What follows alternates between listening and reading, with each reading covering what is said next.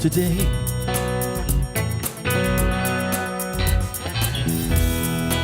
Can walk you out in the morning dew, my honey. Can walk you out in the morning dew today. I thought I heard a young boy cry this morning.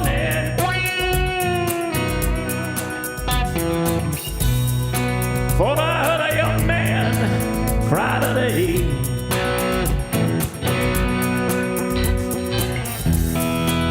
You didn't hear no young man crying this morning.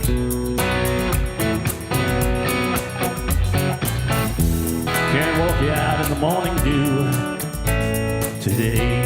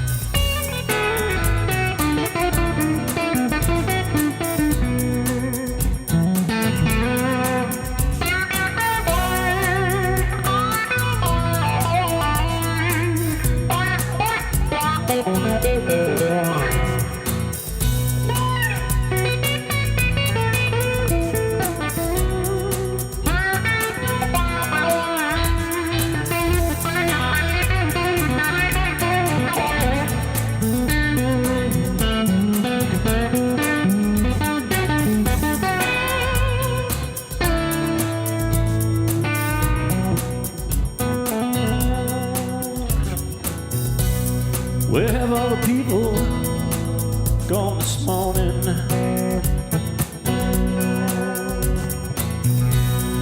Where have all the people gone today?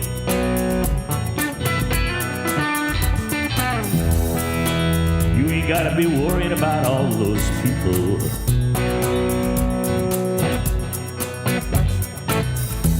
Can't walk you out in the morning dew today. Walk me out in the morning dew, money. Walk me out in the morning dew today.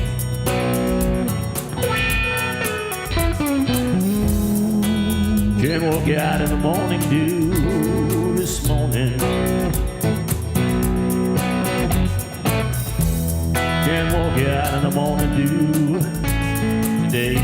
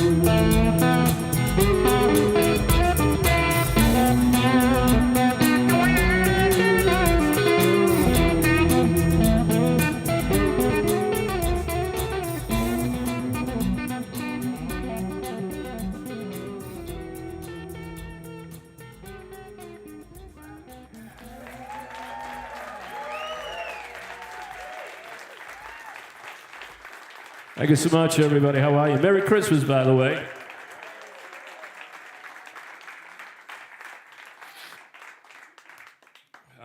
Great to be here, by the way. I love this place. I want to thank Bill right off the bat for having me back.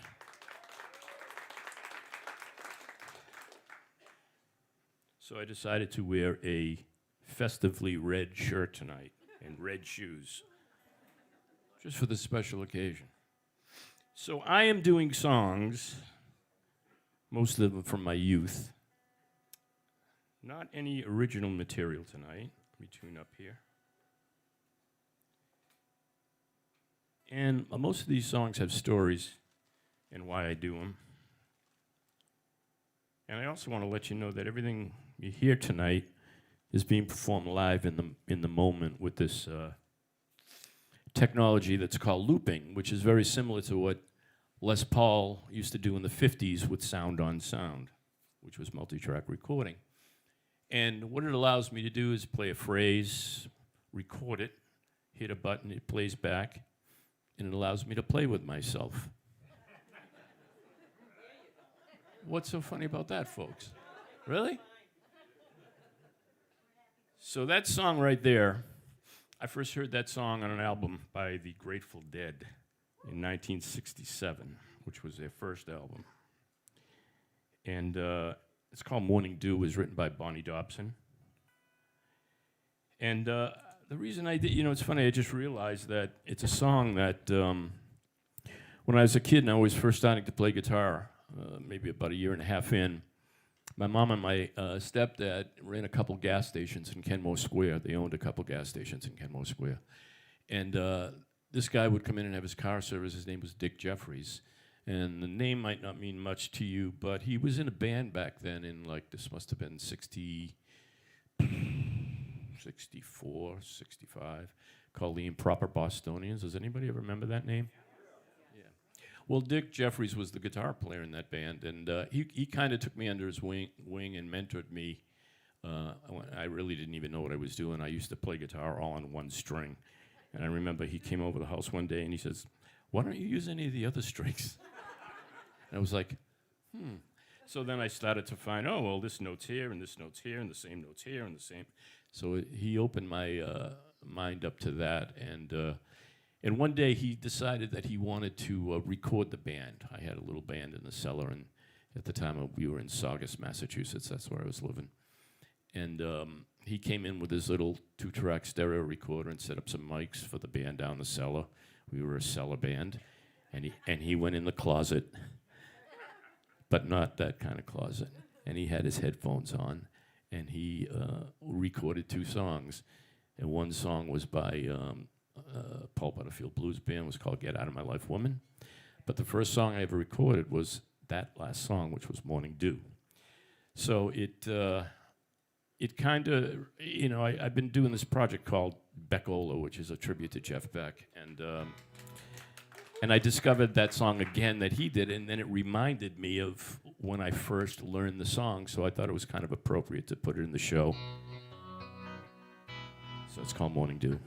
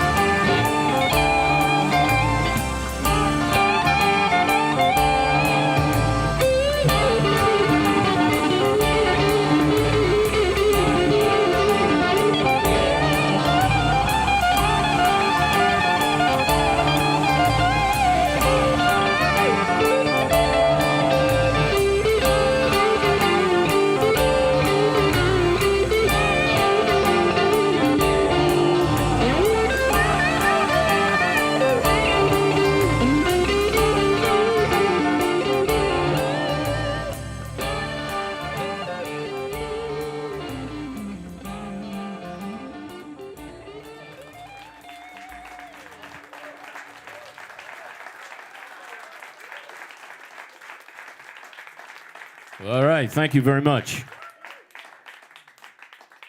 That's a song from 1956. Yes, I remember that long ago. I was 3 years old. And the reason it's so vivid to me is because that song is my very first musical memory. When I was 3 years old, my mom, Angie, who's going to be 92, January 11th, brought home a little record player for me. A little tiny thing with looked like a tiny little lunchbox. I think it was white with an orange cover and a orange plastic handle. She brought home 245 records, and I believe they were both on the King record label, blue label with silver font and lettering, with like a crown on it or something. And the first song that I played that she got me was by an artist, Earl Bostic. It was the Earl Bostic Orchestra. It was a song called Harlem Nocturne. You know that song? Remember that song? I'm not a very good singer. You could probably tell from the first song I sang. But the other song that kind of really caved my head in was that song I just played, which was by an artist, Little Willie John. Anybody ever hear him? This isn't church, folks.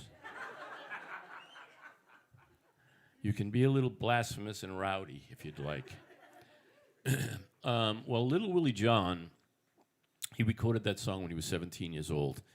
And he was like an R&B singer in the tradition of when R&B was R&B and soul was soul. And he preceded people like James Brown and Otis Redding, and he was really the, I'm going to say it, he was the shit. And he had a great career, really blooming in front of him had he not been arrested for murder. Yeah, he got arrested for murder, went to prison, left a great legacy of music. He died mysteriously, I think, when he was about 30, and I think it was in prison. But he recorded that song in 1956, and was a big hit for Peggy Lee in 58. The song's called Fever. And I do it for 2 reasons. The first reason is it is my first musical memory. And the second reason, I told you my mom, Angie, who's going to be 92, she's been busting my balls for 50 years to play the song. So now I play the song every night for her. And Little Willie John, you should check him out. If you're not familiar with his catalog, you should check him out because he's just got a tremendous voice and a tremendous delivery. He did a lot of songs that other people covered, like Leave My Kitten Alone that the Beatles covered, and Grits and Groceries, and All Around the World, and just a great, great catalog of songs. So Little Willie John, check him out. The response is overwhelming, folks.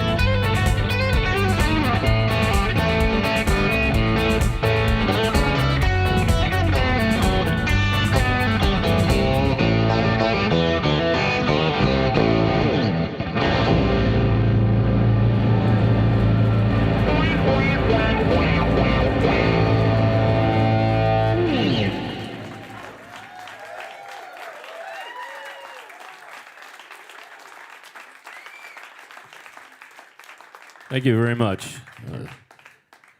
Sung by Robert Johnson that I got to know by way of Eric Clapton in a band called Cream, called Crossroads Blues. Everybody does it. I figure, so why not me?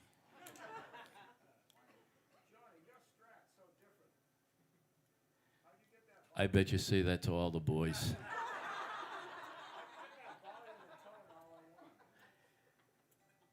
I'm special. I designed the guitar, so. Yeah. It's a I have a signature model out. This isn't them. This is a prototype to a second design that we're considering doing.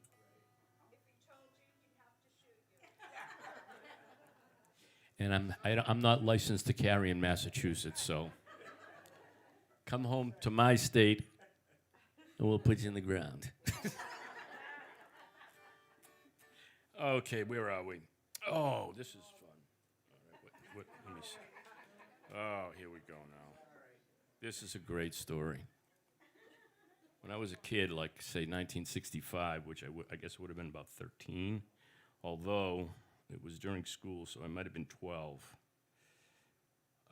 This song came out, and I always loved this song, but it always reminded me of this girl in school at the time. Always a fucking girl. Sorry, Bill.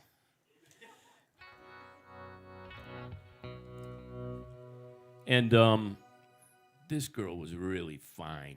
Well, she was 11, but I was only 12, so it wasn't like this weird Jeffrey Epstein thing or anything. But she was really cute, I have to say. Checked all the boxes. Really slender. She had hair like Cher. You know, the bangs came down to the brow. She was wearing mascara back when she was 11 or 12, whatever she was. Big hoop earrings, white lipstick. Remember white lipstick? White lipstick, and she'd, wear mini skirts and go-go boots and black tights and... I know, right? Angora sweaters. And she was really cute, and I was definitely smitten, and I used to, follow her around on the corridors in between class, and I tell this story all the time. It's because all these stories are true stories. And she came to school one day in a white paper mini dress. Does anybody remember paper mini dresses? Right? A lot of people, a lot of the younger folk think I'm full of shit when I say that, but the reality was they used to have paper mini dresses. And I used to wonder how she would sit down in that thing, But look, I'm just going to put out there, I'm prone to evil thoughts. I am. Always have been. And she was walking down the corridor. And I had one of those thoughts when she was in that white paper mini dress. Where's a damn match when you need one, folks? So I'm going to do the song because it reminds me of her, it reminds me of those days, which were always great days growing up. And this is not her name, but I did record the song on my live DVD one November night called by a band that sounds like a British invasion band, but they were from Yonkers, New York, actually. They were called the Left Bank. And the song's called Walk Away, Renee.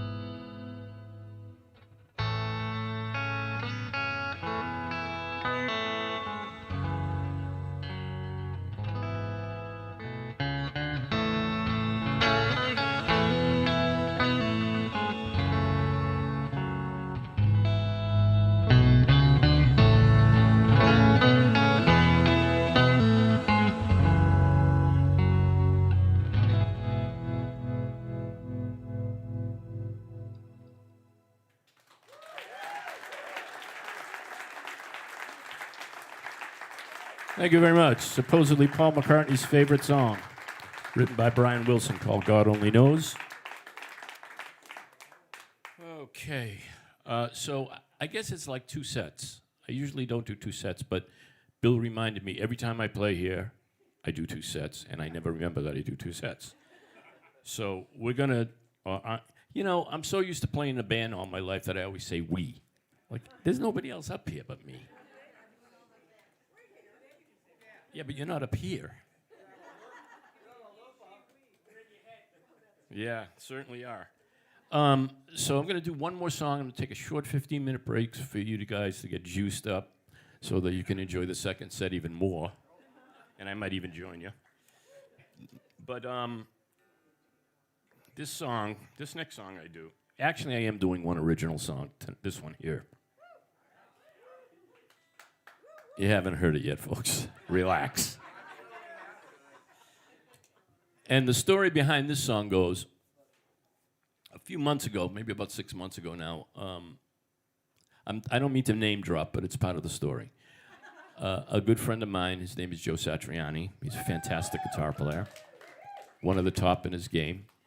And he's been a friend for quite a few years, maybe almost 25 years now. And we toured together in the UK.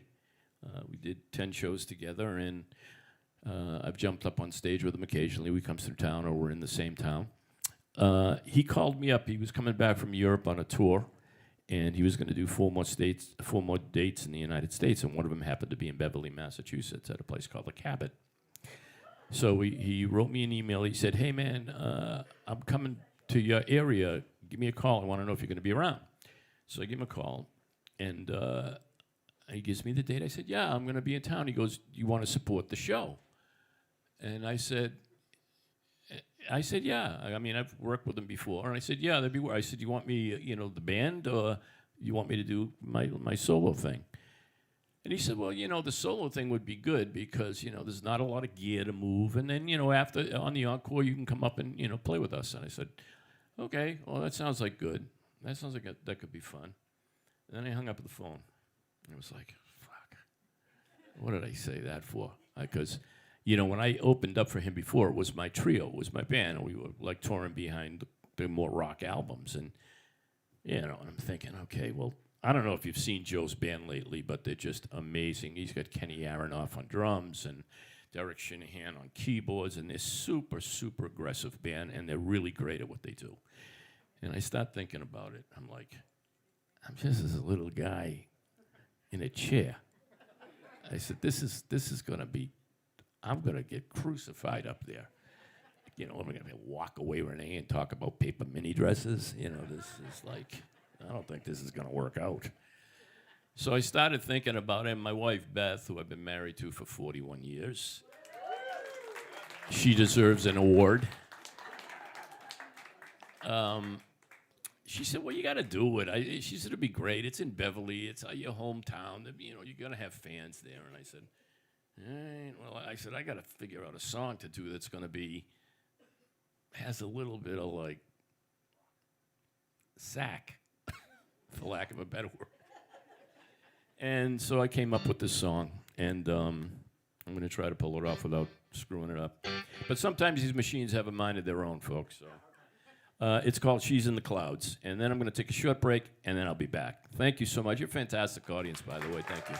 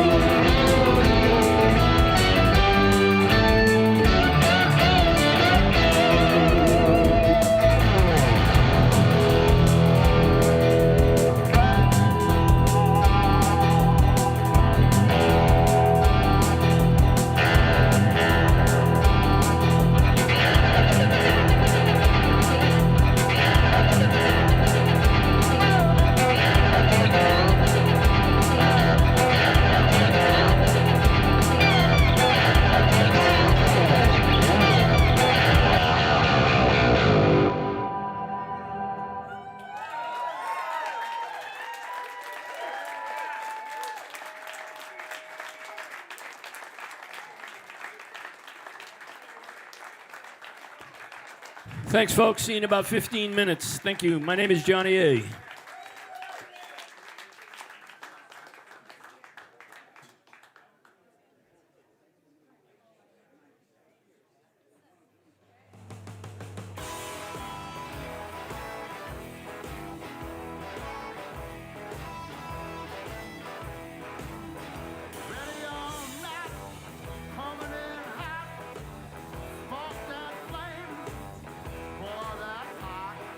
Coming out the lane.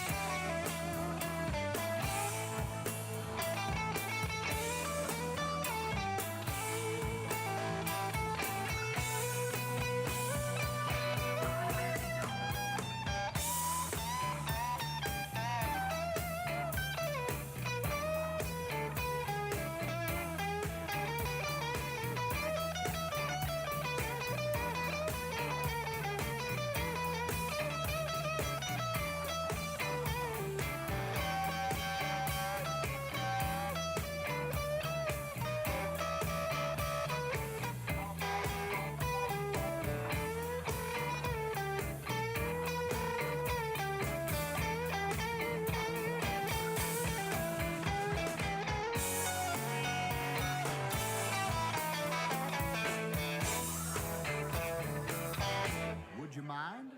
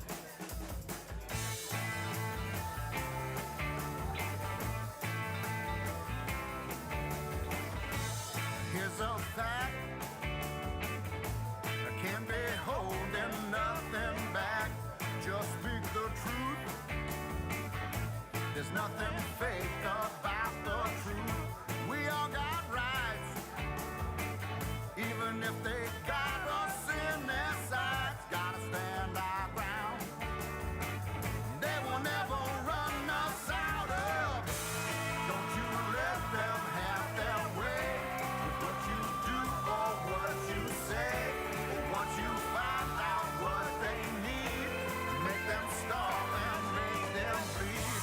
The inch you give turns out a mile. Don't give an inch, don't give a smile. Or hold on to your spool tight. Fight the push with all your might. Fight the push with all your might.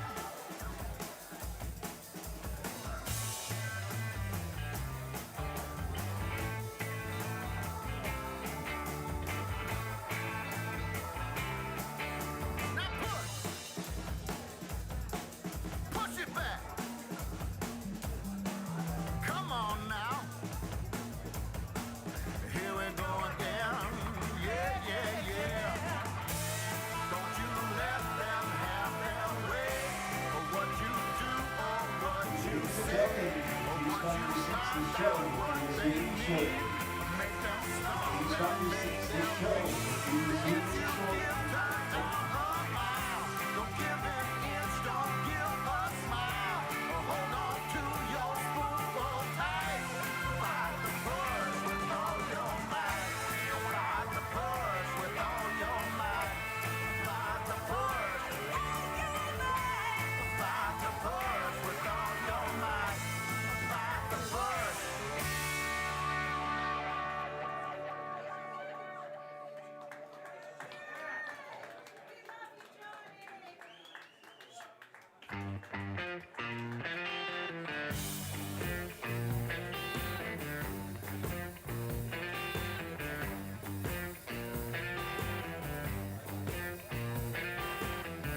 Don't care what they think, what they say, or what they do. Nothing's gonna change the way you're gonna do you. Can't see the long game, took your eyes off the prize. You fell in love with the me's, minds, and eyes. Go too far, you might can't make amends. If you do the dirt, you got to suffer those ends.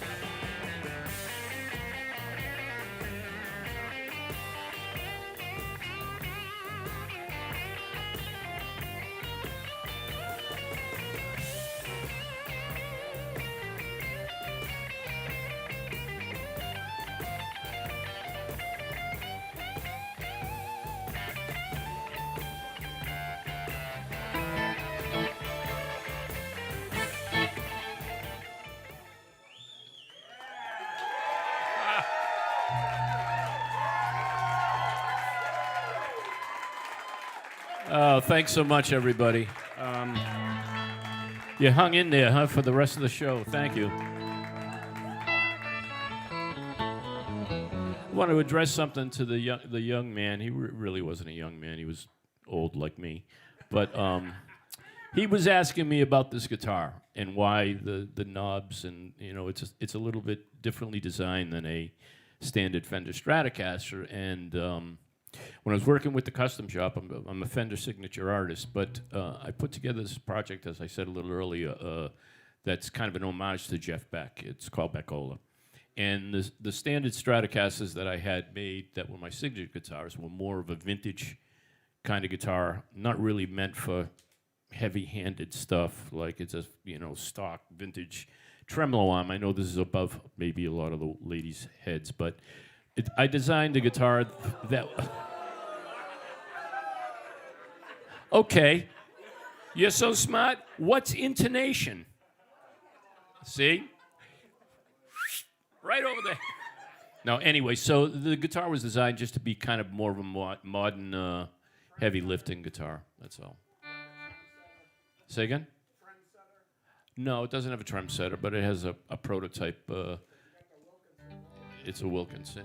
Yeah, which is actually the roller nuts that are on these two guitars are the last ones to come out of the Fender custom shop, and they were actually Jeff Beck's stash. But he passed away, So I was able to get them. They haven't made this piece of machinery since, I think, 1989. So I was fortunate to get it. But anyway, enough with the gibberish. Do we have any Beatle fans in the audience? Well, I got a story for you about the Beatles. First of all, I saw them in 1966 at Suffolk Downs. Was very fortunate. But my career as a musician started as a drummer. I was a drummer first when I was about 6 years old. I played for about 5 years. I took drum lessons. Never took any guitar lessons. But I took drum lessons from a very famous jazz drummer that was at Berkeley. His name was Alan Dawson. And the reason I got to take from him is my dad was on the track team with Alan Dawson. And they didn't usually take 6-year-olds at Berkeley. But I took it for a while, and I lost interest with it. I don't think I would have been an exceptional drummer. I think it would have been mediocre, at best. But when I saw the Beatles on Ed Sullivan in '64, February '64, that completely changed my whole musical trajectory. Is that the word? And I just wanted to be John Lennon. I still want to be John Lennon. I want to be John Lennon so bad back then that I'm sorry. I tend to disagree. But anyway, I wanted to be John Lennon so bad that I needed to get the whole Beatle garb, the Beatle boots and the pants, the collarless jacket and all this stuff. But I used to play Little League Baseball. I was on the Malden Huskies. And I know, what a name for a baseball team. And to top it off, they had yellow shirts. And it was like I was horrified when I saw the shirts. But anyway, in the day, back in that time when I was like 12 years old, I guess, when the Beatles came out, every boy had crew cuts, butch cuts, whatever you'd want to call them. And for those who don't know who they are, what they are, it's basically no hair, maybe about this long on your whole head, except for the very front. That was about 1.5 inches long, that you'd get this tube that was called butch wax that looked like those push-up ice creams, and you'd wax the front of your head, and it would stick straight up, So I had no hair on my head except for this little 1.5 inch thing that would stick up about 4 inches long. But I wanted to be John Lennon. And when I saw John Lennon on stage at Ed Sullivan, and he had that Beatle haircut, and the way he stood and held that Rickenbacker guitar, I was like, I want to be that guy. Never played guitar before. That's what made me want to play guitar, was them. So my mom, who I told you about a little earlier in the program, she is cool. She's still cool, let me tell you. She took me to see Hendrix. She took me to see the Beatles. I saw everybody. I was very, very lucky. But she was a hairdresser. And I begged my mother that Sunday night for a Beatle haircut. Now, you got to remember, I had a whiffle with a crew cut thing with a butch wax that was sticking straight up. I said, Mom, I got to look at John. I got to get the hair. She goes, Johnny, go get the cape. So she puts the hair cape on me. She sprays my hair and gets it wet, combs the butch wax thing down, goes, shh, all set. I had no other hair except for that in my head, right? So I look in the mirror, and man, I thought I looked just like John Lennon. I recently saw a picture. I look like Jim Carrey in Dumb and Dumber. And it was not pretty. But I want to also thank and curse the Beatles for my career, because here I am. And I could have been anything else, but if it wasn't for them. But because of them, that's why I'm here. So I celebrate them. I learn something every day when I listen to their music. They set the bar very, very high. Masters of a 3-minute, 2-minute song. Really, just incredible when you think of the catalog and what they did with those 2.5, 2-minute and 8-second songs. So I'd like to do, and I just want to preface this by saying, if you're not a Beatle fan, this next 15 minutes is going to suck for you guys. I don't know. I mean, anything's possible. But I'm going to do a couple Beatles songs for you. If you know the words, you can sing along. And again, it's really a pleasure to play for you guys. Thank you so much for having me.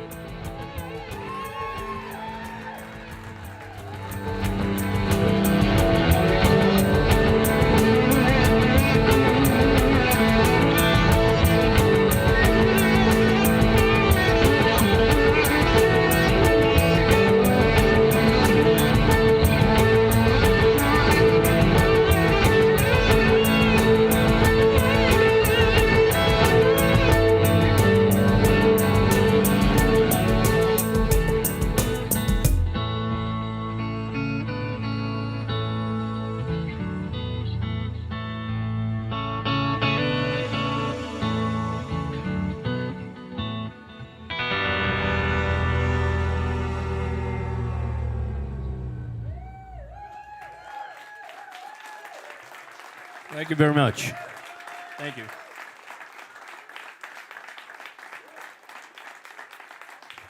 All right. Again, one of my favorite John Lennon songs, Strawberry Fields Forever. Mixed in with that was a little bit of George Harrison, Within You and Without You, and a little bit of John Lennon's Tomorrow Never Knows, and a bunch of other junk. Before that, you heard George Harrison's Here Comes the Sun with a little bit of Norwegian Wood, I think was in there, and If I Needed Someone. More Norwegian Wood.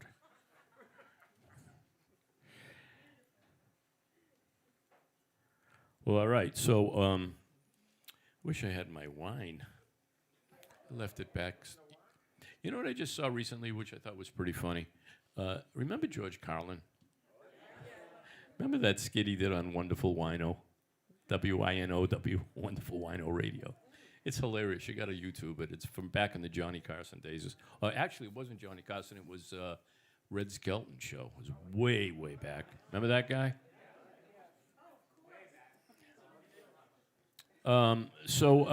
As I said, I'm a big, huge fan of Jeff Beck. And, look at this. I got a tip for you. Don't smoke in bed. Thank you very much. Bill, am I allowed to drink this on the stage? I should have asked first, right? Yeah, I'm okay. I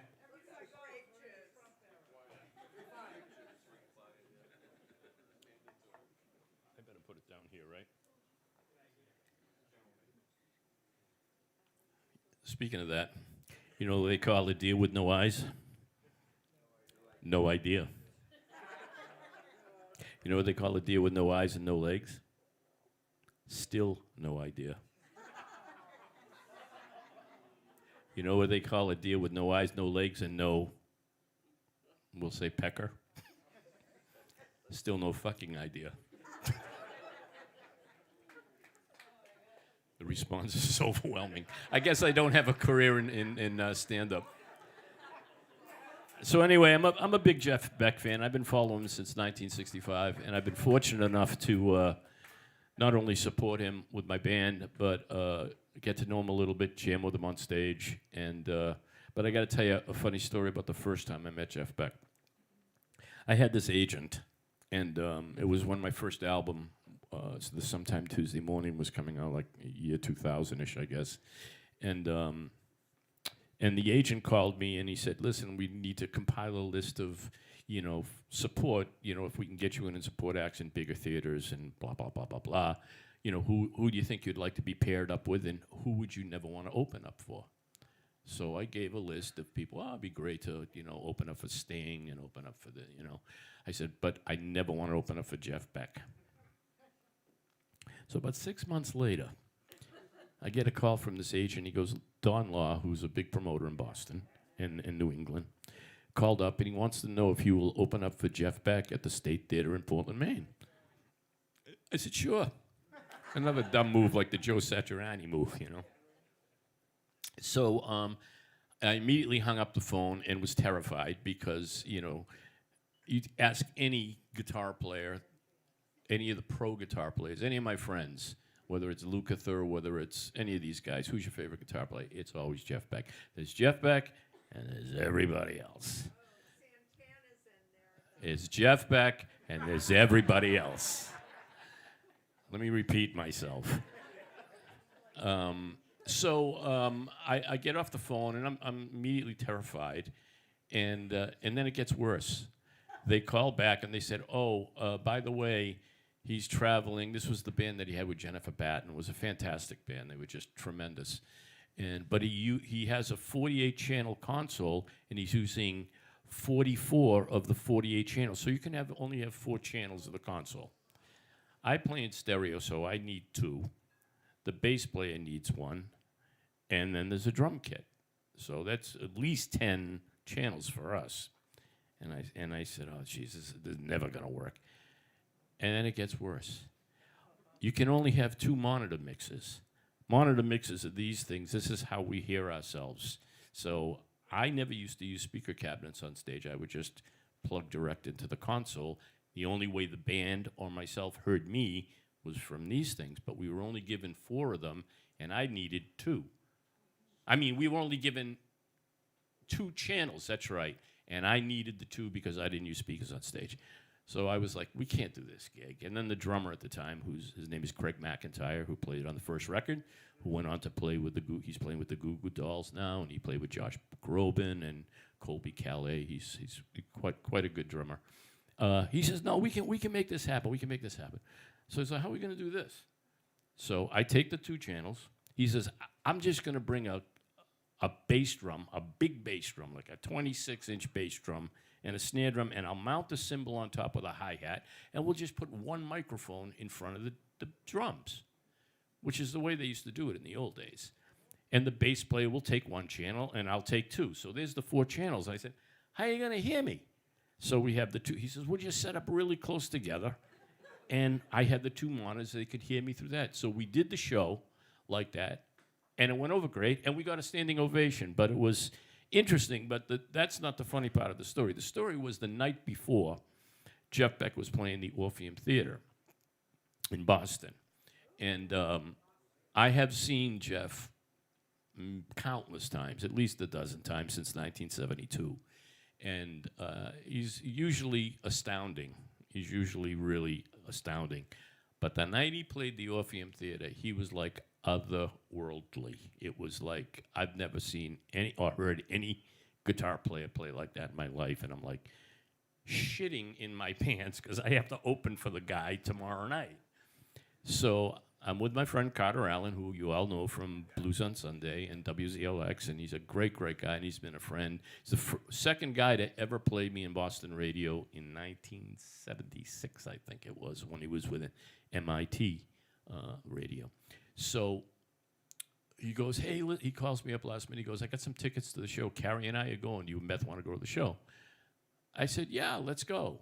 So we go, and they're great tickets. And he's like so on. It's incredible to see the display, how great this guy was. And so the show ends, and he says, you want to go backstage and say hi? And I don't know if anybody's ever been in the bowels of the Orpheum Theater, but you got to walk down these almost like fire escape steps or something. And it's like smells down there, and it's like a dank basement, and there's a million people down there, and I really don't like crowds, and I don't like waiting for anything. I think I got that from my mother. But so we're standing down there. We're down there for about 45 minutes, and everybody's bumping into you, spilling drinks on you, and I'm getting aggravated. And I just said to Carter, I'm gonna go. I'm not gonna hang around. I'll meet him tomorrow night when I open up for him. He goes, yeah, okay, let's go. It was getting a little old because we were there almost an hour, and it was sweaty and it was smelly, and so we're walking upstairs. We're walking up these stairs from the basement of the Orpheum, and I'm in the lead, and Carter's behind me, and our wives are behind Carter. And I'm holding the railing, and I'm turning around, and I'm talking to Carter and watching my step and turning around. I get to the landing. I go like this, and I smash right into Jeff Beck. Hit him right in the head. So he goes, I know you. My friend Kim sent me your album. He goes, oh, and he was kind of a wise guy. He had a great sense of humor, very sarcastic, very English. And I said, oh, yeah, cool. I said, well, they asked me to open up for you tomorrow night in Portland, Maine. And he went, he goes, puts his arm around me. He goes, well, you gonna do it? Because he knows, it's the fear of God in you when you're standing next to Jeff Beck. But he was great. He was gracious. The next night, he was very complimentary, and I had met him several times since, and I actually got a chance to jam with him at a rock and roll fantasy camp when I was a counselor. And so I want to do something that kind of pays a little respect to Jeff and all those free guitar lessons he gave me. It's a song he did with the Jeff Beck group, but I'll do it a little different. It's called Rock My Plimsoll.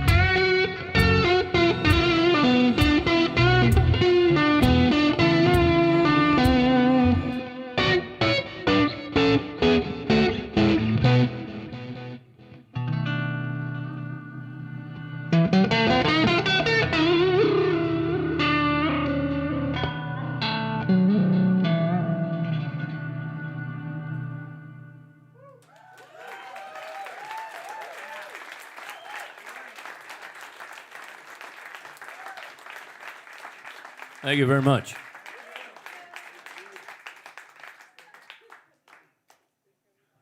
Actually, let's keep going with the Jeff Beck theme. If I can find where I am, huh? Oh, you know what? I want to do another blues song for you. Can I do another blues song for you? Almost forgot. Hold on one second. Ladies and gentlemen, now is the question and answer period of the programming. Sir, you have the floor. When Jeff passed, you played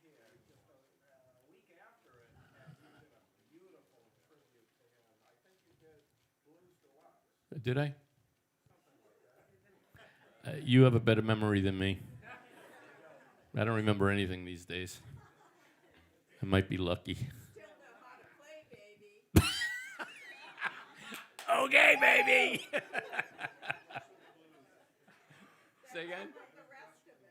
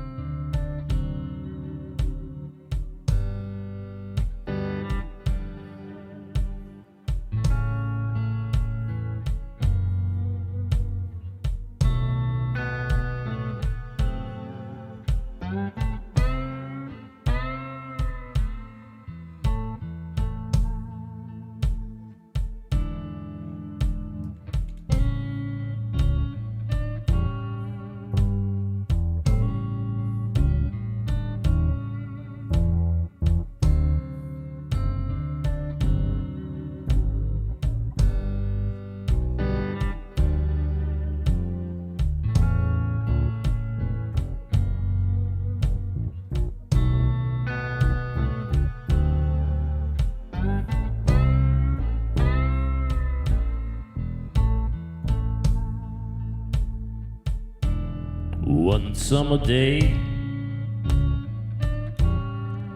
she went away, just up and left me, gone to stay. That girl is gone, but I don't worry, 'cause I'm sitting on top of the world. Then I got a phone call from way down in El Paso. She said, "Hey Johnny, you know I miss you so." I say, "You're gone, but I don't worry, no I don't, 'cause I'm sitting on top of the world." Now don't you come a-running, holding out your little hand, 'cause I'm gonna find me a fine young girl, just like you got your man. But you're gone, I don't worry, 'cause I'm sitting on top of the world.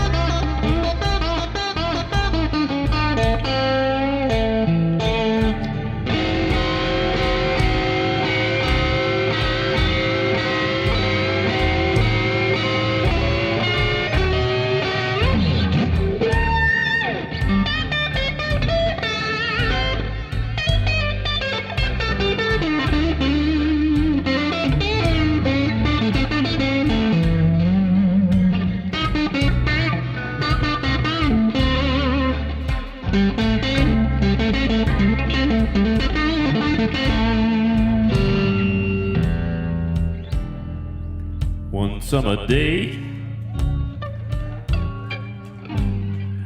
you went away. You stopped and left me. Had nothing more to say. But you're gone. I don't worry.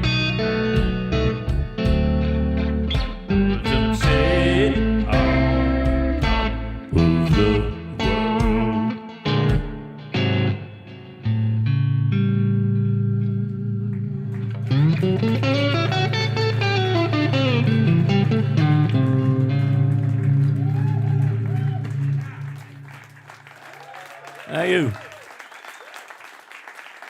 Thank you, thank you, thank you.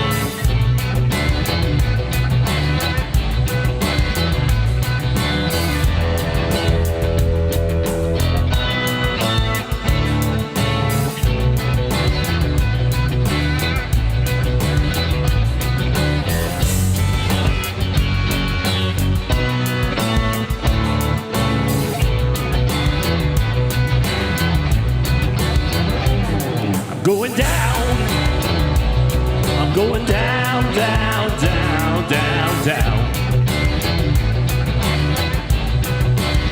Well, I'm going down, down, down, down, down, down. All right. I got my big feet out the window, my head's tripping all around. Well, let me out. You better close that boxcar door.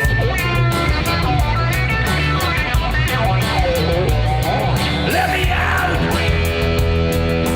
Close that boxcar door. 'Cause I'm going back to Chattanooga. I'm gonna sleep on my sister Irene's floor.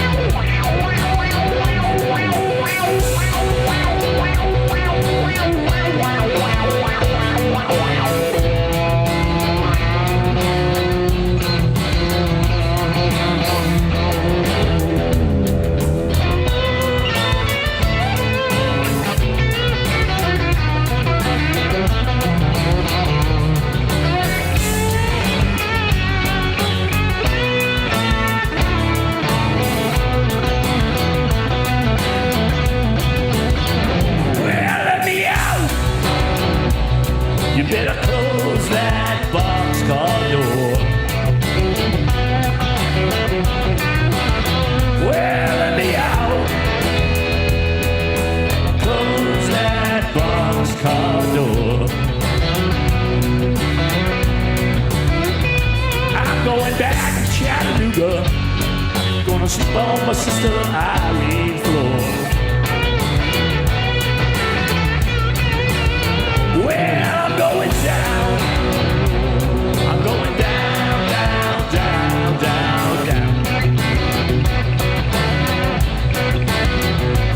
I'm going down.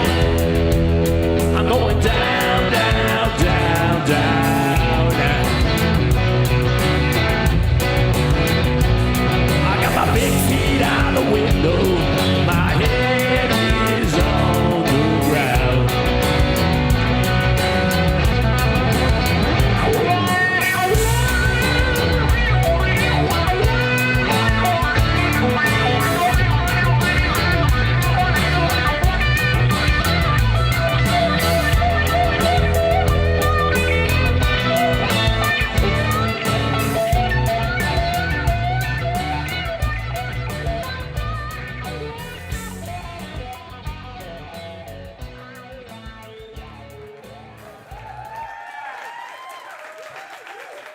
Thank you so much. Oh, you've been a fantastic audience. You really have. I didn't know what to expect. You know, so close to Christmas and everything. It was nice for you guys to come out. I'm going to do one more song for you. Is this mic on? Oh.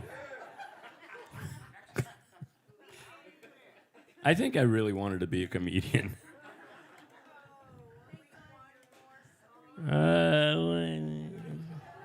What you got? Nowhere else to go?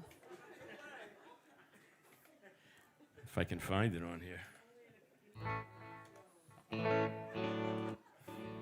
What did I miss? Was that all the time?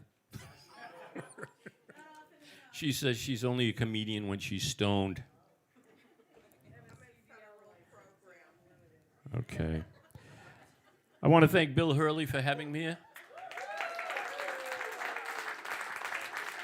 I'd like to thank Connor for all his help today and the sound, the whole crew, film crew. Thank you so much. I'd like to thank my assistant, Ron, who always brings me around, helps me with my gear, drives me around. Thank you so much, Ron. I especially want to thank the bartender that poured the wine. I think it's your last night here, correct, you said? Sorry to see you go. I'm going to take a little sip. Is that okay? How about this? We'll all raise our glasses and wish each other a very merry, happy holiday, safe holiday. All right. Great to see y'all. You're welcome.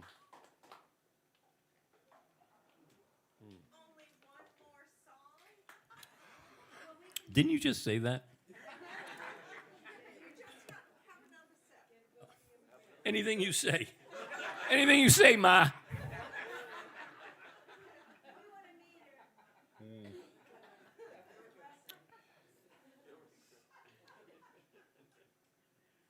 All right, everybody.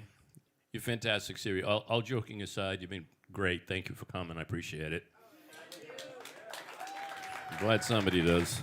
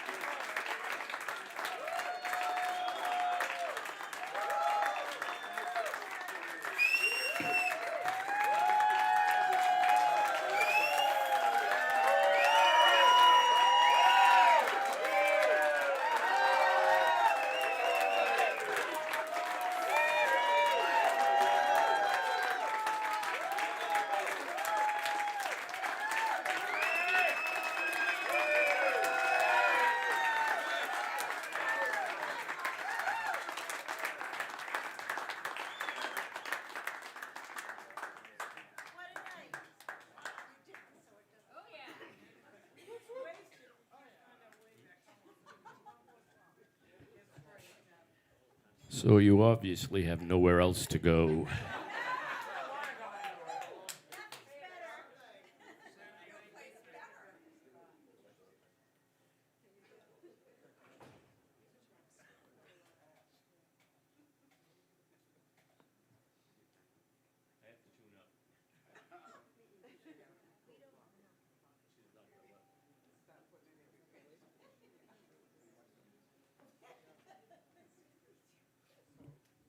You know, it sounded really nice on the stage, so it sounds like Connor did a fantastic job on the sound. Thank you very much.